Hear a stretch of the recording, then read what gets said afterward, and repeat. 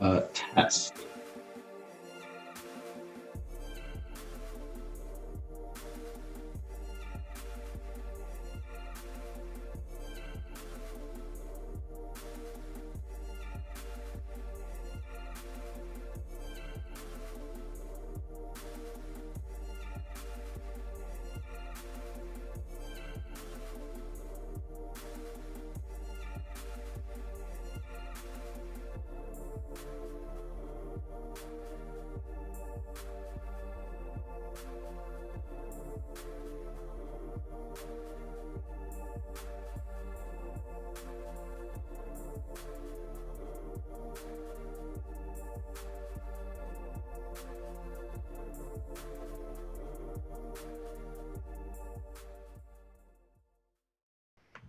Good morning, everybody. Welcome to Starbucks with Jim and DiNardo. I'm your host, Anthony DiNardo. With me on this glorious, freezing Wednesday, Jim Rosati. How you doing, Jim? Good morning.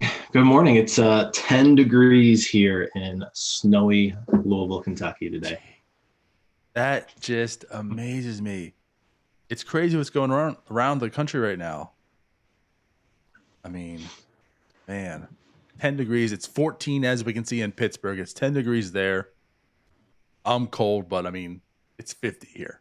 I have no complaints, especially all the stuff that's really happening right now. Sad what's going on in Texas, but crazy. Man, oh man. Yeah, crazy weather. And it looks like today's kind of another round coming through. So, right. Yeah. So 10 degrees, and you said it snowed, right? 10 degrees, and we probably have 5 to 6 inches of snow on the ground right now. Yeah. Man. Jim's Which trapped here, in his house. Yeah, I mean, the roads aren't great right now. They weren't yesterday. They may be a little better today because it didn't snow overnight. But we're not like Pittsburgh. Like Pittsburgh usually, it's a city you're used to getting some snow. You can handle the snow. Sure. It gets dealt with pretty easily. We get maybe 2 snowfalls a year. And typically it's like an inch, 2 inches, right? Okay. And even that sometimes like cancels school, right? But we don't typically get snowfalls like this. We've had a few like in the decade or so that I've lived here, but typically we don't get this kind of snow. Gotcha. So, I mean, basically what you're saying is that no one's really prepared for what's happening right now in Kentucky either, in Louisville. We're more prepared than people in, further south states, but yeah, we typically aren't. It takes us a couple of days to get over a few inches of snow like this. Gotcha. Interesting. Makes sense. Yeah. So basically half the country's under snow or freezing rain or some crazy weather. Mm-hmm. And pitchers and catchers are reporting in today. Pitchers and catchers are reporting. Yep. It's baseball time, like officially. Yeah, about time. I'm so excited. I was talking to a few people as well, like recently, and I'm sure it's with you. Like I've never been more excited, I feel, for baseball than right now. And it's not just baseball. Like it's because of what happened last year. I mean, for one, we had a weird season. Like this is going to be the first year of kind of normal baseball, right? In like basically 2 years. And just geez, Jim, as someone who has to, talk about the Pirates, who does podcasts about the Pirates and baseball in general, I feel like it's really been like a year and a half since we've had like real like baseball content, Yeah. All of last off season, is a little bit normal at first, but obviously with the Pirates, there wasn't much signings and movement going on. And then we had the extended off season. So we had to go, Ryan and I were talking about Northwest trees for a little bit. So it wasn't a whole lot of baseball. It came back. I remember the Trees podcast. Do you remember the Trees podcast? Yeah, like it came back, but it was different. It was short, and then right back to an off season again. Which, of course, when you're the Pirates, what's there really to talk about as well? So I'm just glad like there's baseball back for probably 6 solid months that we can sit down and talk about and enjoy. I'm so ready for this.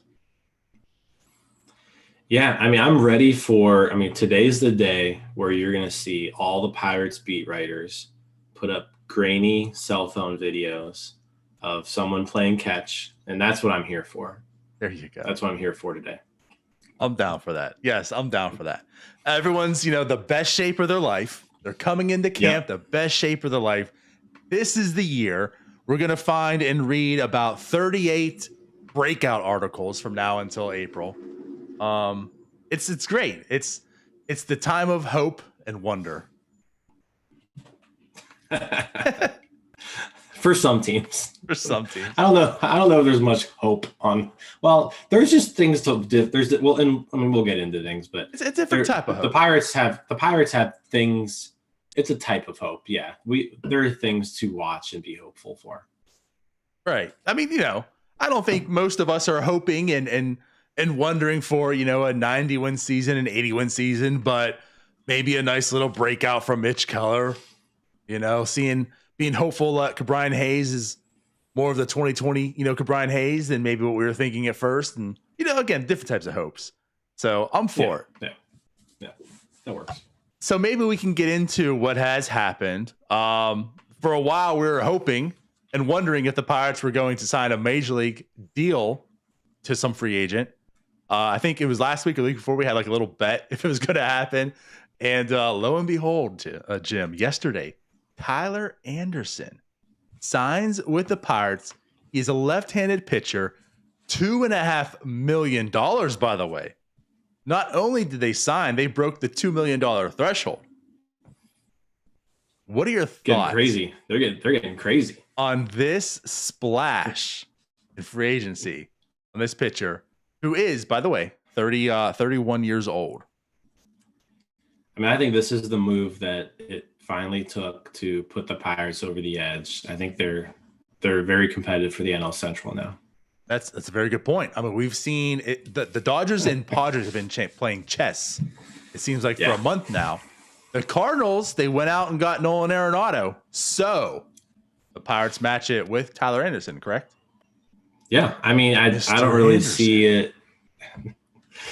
you've got Tyler Anderson, who clearly is better than all those players that all those other teams have acquired. So no, I actually I actually kind of like the deal. The Pirates rotation needed somebody in there who you could count on to throw 150 innings. They don't really have that guy right now. Steven Brault may be your most reliable starting pitcher currently. And what's kind of crazy about Tyler Anderson was when I was looking through his numbers and his StatCast page and all that. This guy, his StatCast page almost identical to Steven Brault, by the way. So very similar pitcher. Instead of fastball, changeup, slider, fastball, changeup, cutter. But looking at the actual StatCast numbers, almost identical to Steven Brault, like when you go page to page. So as far as where they are with exit velocity, hard hit percentage, strikeout percentage, walk percentage, all those things. So if you're looking for a comp on Tyler Anderson, Steven Brault's a decent comp, I think. But he's someone who can come in. He will be in the starting rotation, and he's at least a competent starting pitcher who can eat innings on a team that really they need somebody to go out there. They need somebody to pitch the games, right? Right. They're going to go out there and they're going to most likely lose 100+ games, but they still need, in the course of a major league season. Right, you take 162 games times 9. There's about 1,400 innings that you need to pitch. So Tyler Anderson's someone who can eat up some of those innings. There you go. My next question to you also was going to be, what do you think his role will be carved out? Some people are asking if he's going to be a reliever or a starter, and I'm with you. I mean, I think it's just going to be a starter, just simply for the fact, as you've mentioned, I mean, he's going to be able to eat up innings. We know after last season, like every team needs innings massively. So, him coming in, just as you said, I mean, this team is in a full rebuild. Just to get someone who's going to eat innings is worth a lot of money right now. And he is that veteran presence. That's another thing we mentioned. There isn't too many veteran pitchers on this team, in this clubhouse and such. So he does provide that. So like for $2.5 million to protect some arms, give you some insurance there, give you innings, give you some leader presence, that's definitely worth it. This deal, I think you joked in the group text as well. We're on to you, Jim, right? Put in there, Donardo asks, what do you think about Tyler Anderson? Jim's response, he's fine. I think this deal is fine as well. It's not the sexy. You were the first one to say. You said it first today. I did. I'm taking it. So you're rubbing off on me. That's the problem. Yeah. But it's like, this isn't the sexy, let's buy into like a Corey Kluber, right? Let's buy into someone with high upside that we can maybe flip. This is just the safe. We need arms. Just get a guy in here that can do it. He's kind of cheap. It's fine. I'm with you. Like there's some things about him. I mean, he doesn't give up hard contact at all. His stuff it seems as if it's about average to below average. He's got a lot of movement on his curve. Everything else is, again, about average, below average. It isn't sexy by any means. So, like you said, I mean, I don't know. I guess actually a lot of people do find Stephen Brault pretty sexy. But, there's not too much sexy about Stephen Brault's game. And again, that's probably a pretty good, fair comp. Tyler Anderson as well. Not too much that's too sexy. But he gets the job done. He gets out there. He was at Coors Field for most of his career. That was something I found interesting as well. I was like, you know what? Maybe look into this and see what has Tyler Anderson done away from Coors, right? Like, what's his home and away splits and stuff like that. Found it kind of odd that he was a lot worse away. So I don't know if I can say simply like the Coors Field did a lot of damage to his game. He did better there. So Coors Field effect has been debunked. There you go. Tyler Anderson debunked it. But yeah, like I said, it's not that there's something too exciting about this, but I'm comfortable with this. I'm fine with this. Yeah, and I think they needed somebody, because you look at the starting rotation and what it was looking like, right? You do Keller, Brault, Cool, who we still don't know if he's a starting pitcher, to be honest. Sure. We also don't know how many innings he can throw. I was just going to say, we don't even know how long he'll be on the team for. Potentially. Yeah, so Cool. And then you've kind of got just like a bundle of guys, Brubaker, Ponce. I mean, I'm missing some people, but at this point, you've guys out there who knows if they're going to be able to throw over 100 innings this year, and I said, you're not looking for pitchers to go out there and be lights out, but you can't throw somebody 100 innings out there who has like a 6-something ERA, right? You just can't do that. Well, you're just going to ruin the guy. I guess you could, but you could. The guy. We've seen some pretty bad pitching performances in the past. I guess we have, but yeah, Anderson's a guy who should be able to go out there, eat some innings, go out, pitch 5-6 innings a day, every 5th day, and do it. I'm not going to say effectively, but respectable. I mean, in a way that like he's good enough to be a starting pitcher on a bad team. Right. Like I guess that's kind of a good way to say it. Like, is Tyler Anderson a starting pitcher on probably half of major league teams right now? Probably not. But, there's 10 or so teams he's good enough to be in their rotation, and the Pirates are one of them. And I think that's a fair point, because you're right. I mean, he's not going to be on the Yankees. He's not going to be on Houston. He's probably not going to be even on the Angels, who desperately need pitching and such. You know what I mean? Like some solid competitive teams and such. But right, like he is a starting pitcher. When you look at his numbers overall, I mean, he has a career 4.65 ERA, 4.46 FIP, 5.8 WAR. And basically, I mean, he's only pitched over like 115 innings once.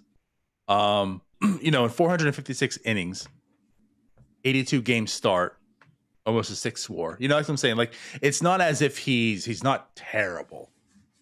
Like you said, he's fine. And that's just what he is. He's fine. He's going to go out there. He's going to be fine. He's not going to look great. You're not looking at this as saying, like, this is someone that we could probably, maybe he changes some things up. He gets better. You flip at the deadline. He's just going to be out there just giving you innings. We're going to lose a lot of games. But, right, he's not going to be out there looking like Miguel Del Pozo. He's not going to be the tank commander of 2021. He's going to be a respectable starting pitcher, a number 5 starter. That's just what it is. So again, like I'm perfectly okay with this. Yeah, I mean, I really think that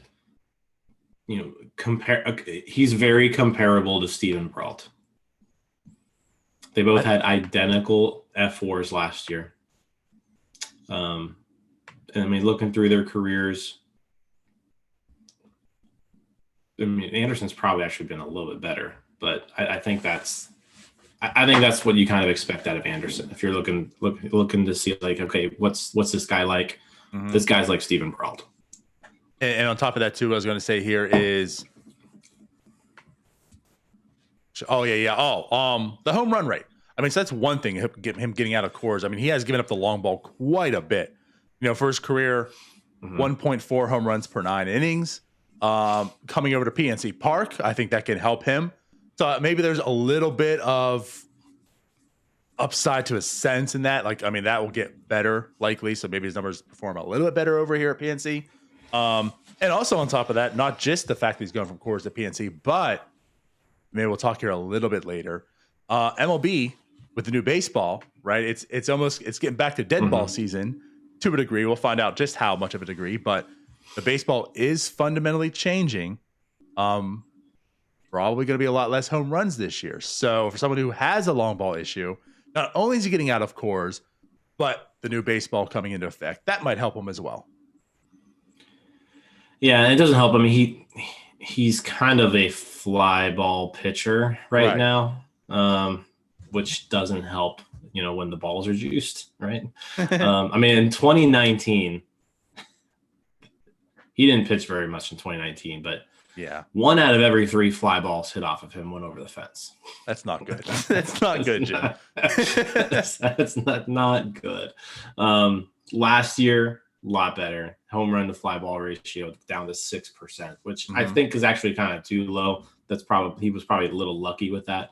But the rest of his career has kind of been around 15, that area. So yeah, we'll see. We'll see. I'll watch Tyler Anderson pitch some baseball. I'm cool with that, and I'll be glad to this year. I can't wait to watch some baseball. I can't wait to watch Tyler Anderson pitch for the Pirates right now. Cannot wait. There you go. So I don't know. I think that kind of wraps up Tyler Anderson. Was there anything else that you wanted to talk about with him? No, I think we covered it. Sounds good. Maybe we'll move forward here. So Derek Shelton had some quotes yesterday. Nothing groundbreaking.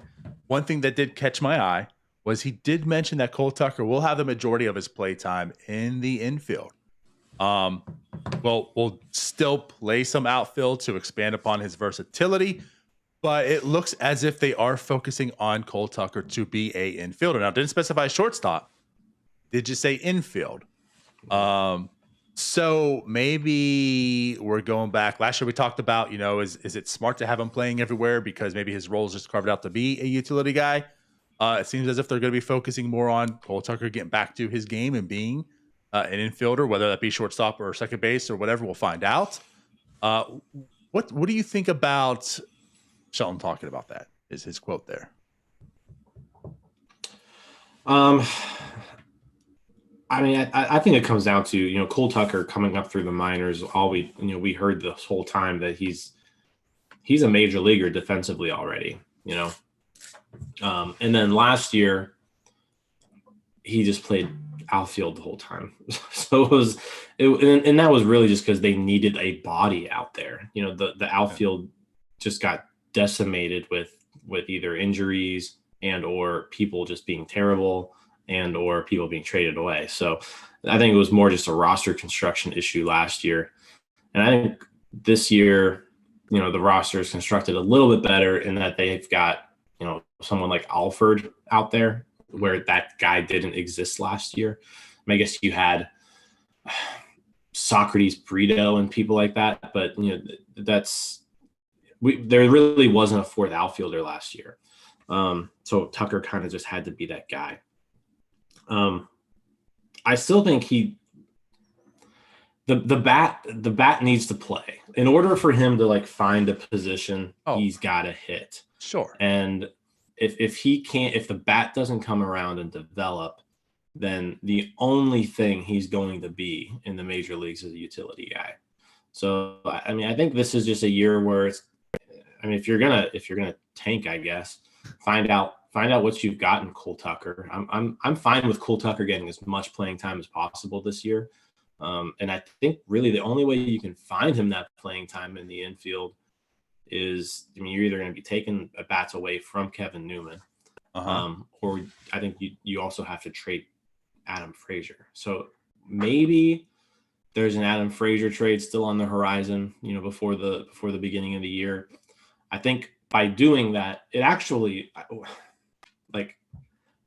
I'm really surprised we haven't traded Adam Frazier yet, to be honest, because he would solve a lot of problems when it comes to this really crowded infield. Right. You trade Adam Frazier away, and then you can run a middle infield where you're basically splitting time between Newman, Tucker, and then, sprinkling Gonzalez in there every now and then. Because right now they're just kind of it's jumbled up. You got all these guys who can play middle infield. None of them really can hit. So it's a weird roster construction. And I think the only way that you can do it is by trading Frazier. You're absolutely right. And we talked about last year about Cole Tucker and the positions. Part of it, of course, was the need of an outfielder, but also I think you had that logjam at infield still. You had Newman coming off a fantastic rookie season, right? Whatever you think about Newman, he hit his rookie year. Him and Brian Reynolds really showed their own. So there was no reason to take him off of shortstop. You still had Adam Frazier there, the veteran. You're not going to move him for Cole Tucker. So, where's Cole going to play? This year, it's more the same still. I understand they've shored up the outfield part, so there's not as much of a need for Cole to be there. But still, where are you finding at bats for him at, in the infield this year? So Adam Frazier has to be on his way out, don't you think? I don't know what the holdup is as well. I don't know if they have to wait for pieces to drop, which they've kind of been lately. What's really the need out there? Who wants to get Adam Frazier? I don't know. I think that might be some holdup here. But even though Cole Tucker is going to get a lot of majority of the infield this year, it seems as if what Sheldon's saying, I don't see it happening until, like you said, there is an actual Adam Frazier trade, because then, and that's when I can finally see Newman maybe moving over to second base. That's what makes sense to me also. You mentioned he couldn't hit last year, but he also couldn't field. So Cole Tucker, definitely the superior glove on that team. And if he does hit, and my reservation is still out there, but if he does hit and he can play short, that left field infield is nasty. By the way, that left side infield is just going to be nasty with Cole Tucker and Brian Hayes over there. But I digress. I don't know if he can hit enough. Like you said, if he can hit, him being utility. It's just how well. What are we talking about here? He hasn't really performed well offensively his entire career. It's all been projections. But you know what? He never had in his life before. He never had Vanessa Hudgens. So maybe this is the year. His confidence is there. It's at an all-time high. He's got the flow. He's got the girl, right? Maybe it's time for Cole Tucker to shine and play shortstop this year. Yeah, sure. Let's go with that. Yeah, sure.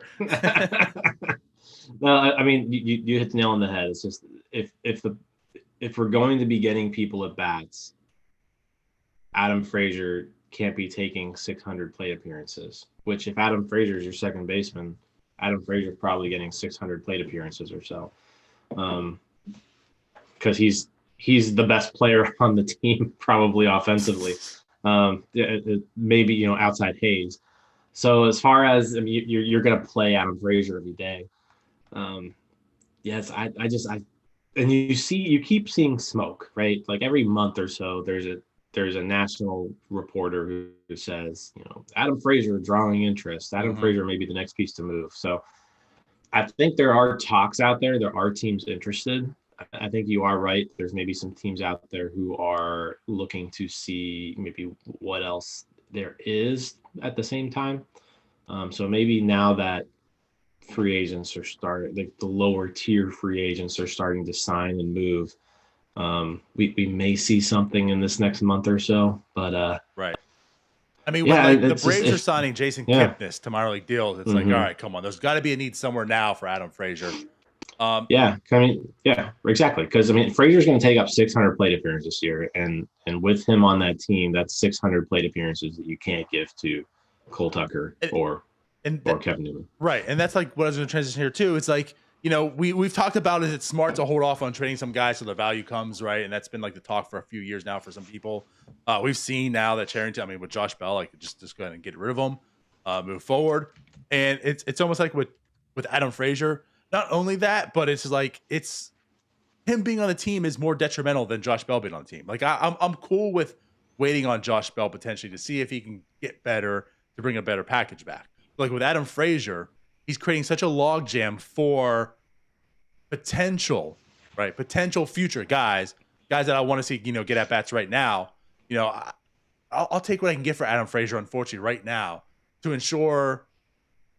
I'm saying this, right? North Shore 9 saying this to ensure Adam Frazier's not a Pirate in 2021. So that way we can give those at-bats to Cole Tucker, Kevin Newman, and other potential guys coming up through the system.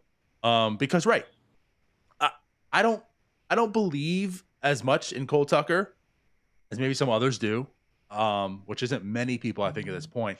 But I'm still willing to see it. Like, prove it to me, because it is 2021.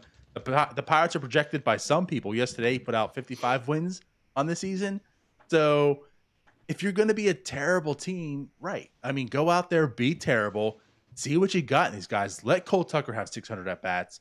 Let him play shortstop the entire season. And if he is terrible doing it, well, you found out. You had nothing to lose, right? All to gain by seeing him play it. Do it. See Kevin Newman at second base. See this stuff. So I just feel it's in the best interest for the Pirates, almost regardless, to have Adam Frazier traded by April 1st. Yeah, no, I 100% agree with you. Wow. That must be a bad take then. I changed my stance. All right. So again, we talked about Cole Tucker here. Another thing he mentioned, which I'm only bringing this up because we talked about it last year a little bit, but Shelton did go ahead and say that Polanco will start in right, Reynolds mostly in left, and Tony Alford. They are excited about what he did in his brief time last year in center with Brian Goodwin as well. So a few things with this quote I take is, so he's pretty much saying who he believes his starting in outfield is. I assume it's going to be Polanco, Reynolds, and Alford. A couple things with that. With a bad team, are you really announcing people? Or are you really talking? Again, I know we talked about this last year as well for a bit.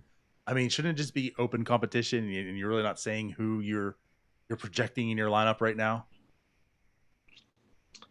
Because Tony has Alford won anything right now to get that quote? There's no reason why Tony Alford should be handed anything right now. And I guess, are we going with Tony? That's another thing too. So he said Tony. I don't. Yeah. Maybe it's Tony now. Maybe it's Tony. Yeah. Okay. We'll see. We'll see how he wants to be addressed. But yeah, if his coach is calling him, he's also trying to get that good juju going. Cole Tucker's got his new woman on his side. Anthony's now Tony. I'm fine with it. I'm fine with Tony Alford. So I've discussed my thoughts on Alford. Sure, you have. I don't think he's good.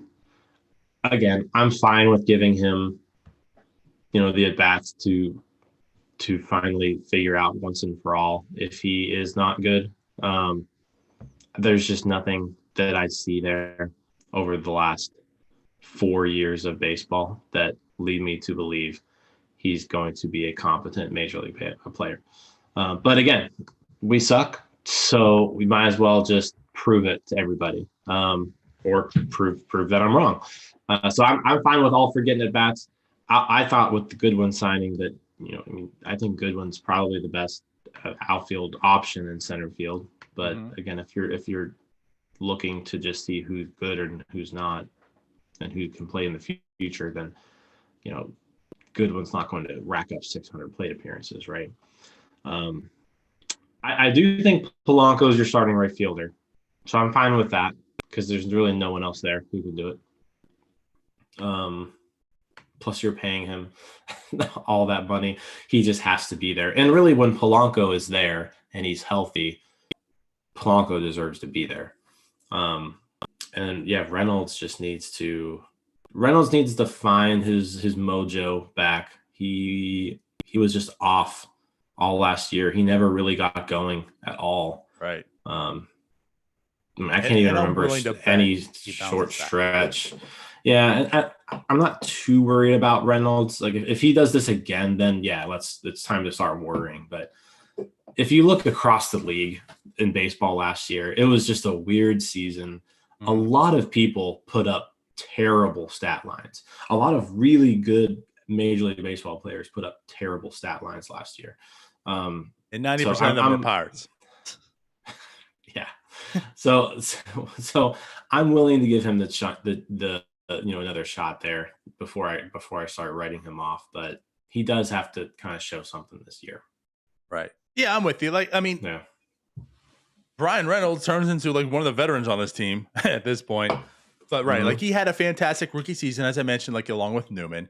And last year, both players, really had very bad offensive seasons. But right, there was a lot going on just in the year, but also in his life. He just became a father and all this. So like, yeah, I'm willing to go ahead and ignore that, as I am with most players of 2020, and say let's restart, have 2021 go. So yeah, Brian Reynolds pencils in there.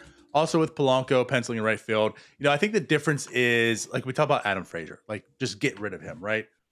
Well, at least he also presents value to a degree. Polanco doesn't. But the thing about Polanco as well is he's not blocking anyone. Like I'm not worried about Polanco being in right field because we can't get XYZ in here. These guys that are willing to watch for the outfield.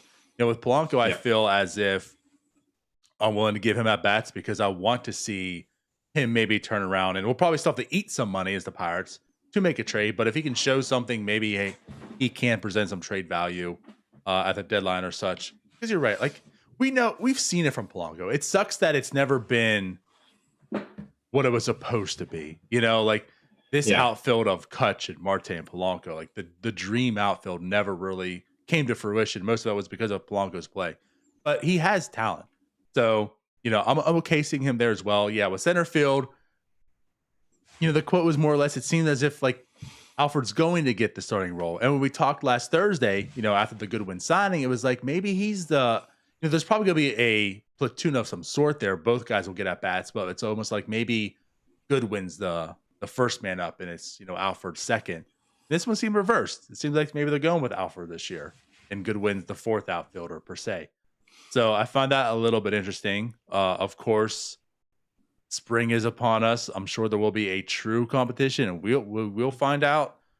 But yeah, I don't know. I still just, especially with teams this bad and mostly this young, I still just have some irritation level when already we're talking and penciling people in. I just right. I just don't get it. Yeah. And Shelton was penciling people in October. I felt like like a postseason interviews, but no. So let me ask you this. So okay, who's the opening day center fielder?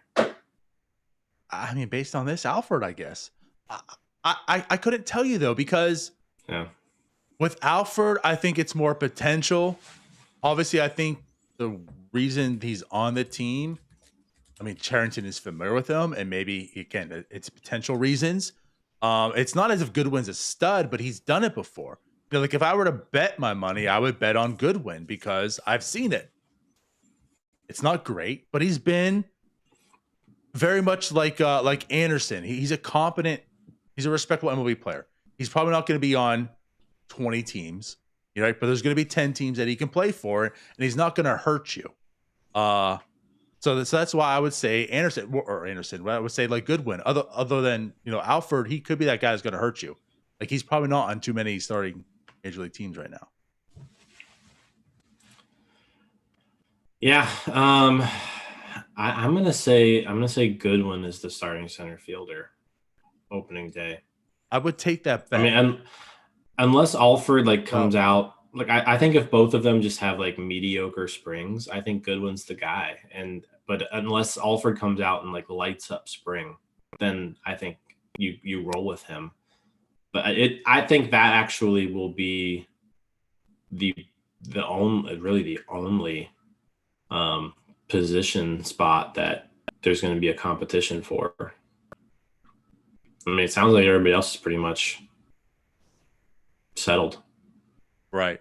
Unless a Frazier trade, and then it's still likely Newman it slides over to second, call it short. Yeah, I mean, even if the Frazier trade happens, I think they're pretty locked into Gonzalez. Like Gonzalez is going to be the guy who can play second, short, and third, and give people days off.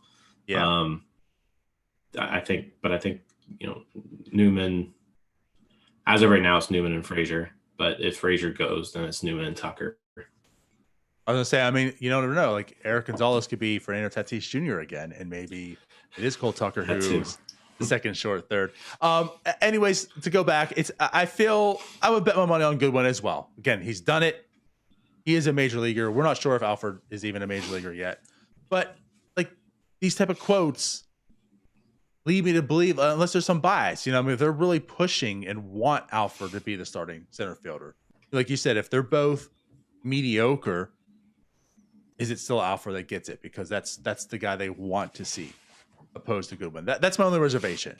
This type of quote again makes me believe it's like they want Alford to be the starting center fielder, and they want Goodwin to be like the fourth outfielder.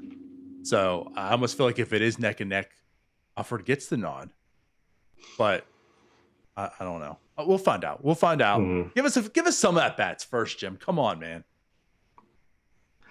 Yeah, we'll see. Like I said, I'm fine with him getting some playing time to prove that he's not that good. and hopefully I'm wrong. I mean, I want him to be good, but I don't see it. Like I'm looking at everything here and I don't see it. And that's okay. So I would be rather proven wrong and be happy about it. But you're right. Like if we're going to evaluate this and look at this, I'm not sold either at all. But I know there's talent. He's very athletic. We know how athletic he is. Tyler's not on the show right now, but Tyler knows how athletic he is. I mean, the football player, he loves talking about it. So, I'm willing to go ahead and see it. Because again, with this 2021 season, who cares? We're not here trying to win. We're trying to evaluate people to see what the future is. So take it for what it is. I think the last topic we can kind of wrap up on here a little bit is just the fact that, again, we talked about baseball changing the baseball itself. Even though they told us they never did to begin with, Jim, right? There was no fundamental change to the baseball. People are just hitting home runs now. The baseball was juiced. It was now proven because baseball has said that they're going to change it back to, what it was. I don't know to the degree of what it was, but they are going to de-juice the baseball this year. So I think one thing we can talk about here to wrap up is with baseball changing, with MLB changing the baseball, I think obviously there's going to be pitchers that can benefit from this. Looking at the Pirates roster, who do you think this might benefit the most? Or do you want me to start? Because I have some thoughts. Who does it benefit the most? Because probably a pitcher. Well, So, yeah. um, so I guess I'll go with like Brault, Okay. Keller, maybe. I mean, I haven't really looked at the numbers. Well, I mean, basically, we'd have to look to see who's a pitcher whose fly ball to home run ratio was just entirely too high. Well, then, like I said, Here, you I'll go start in. here if you Yeah, want. The one you, thing, you start. so it's a guy we talked about as well. It's a guy who's potentially on the trade block, and maybe it's even more reason to see him start the season as a Pirate this year than trade him right now. And I think it's Chad Cole. Like I think Chad Cole is a very good example because he's coming back from Tommy John last year. You know, he's been out of baseball a little bit. Want to see what he can do. He showed flashes of being a very competent pitcher. I mean, some of this stuff was very, very filthy. Um, but I felt as if he did. He like the long ball really, really hurt him. When you look at last year, he gave up 1.5 home runs per nine. His home run to fly ball rate was 19%, right?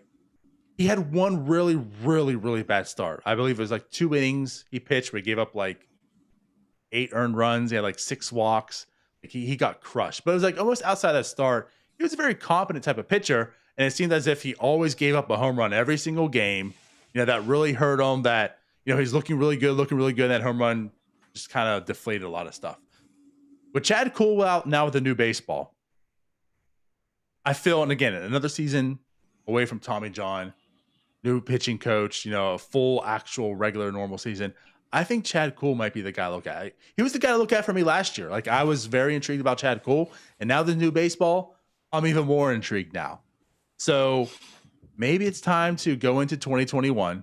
You got Chad Cool on the roster.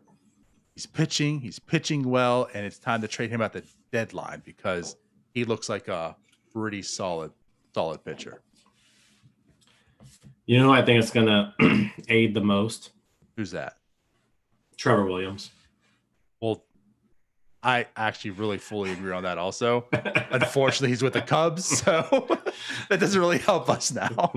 Maybe this news should have came out before the non-tender deadline. The Pirates Right. could have been like, hey, maybe now Trevor Williams won't give up a home run once every 4 fly balls. Right. But yeah, Trevor Williams, 24.2 home run to fly ball ratio. 1 out of every 4 fly balls went over the fence for Trevor Williams last year. It really hurt him. So yeah, so now that he's gone, watch him now go on to be like back to 20. A young candidate now, right? 28. I mean, that's just how it goes. Trevor Williams. Yeah. He left the Pirates. Young. Yeah. No, I like the Cool pick because he was kind of like remember like when Archer first came over and it was like Archer would look really, really good, but then he'd throw a 2-seam fastball or a changeup and it would go over the fence. Right. So I like that. I think Cool definitely could benefit.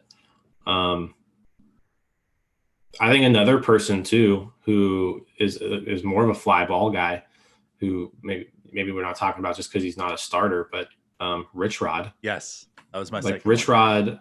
Rich Rod as a reliever has proven that he can be pretty good, but he is susceptible to the long ball. You know, that's kind of like the one thing there is he gives up home runs, but other than that, that's like it. So maybe you see Rich Rod even take a step up into being an even more effective reliever.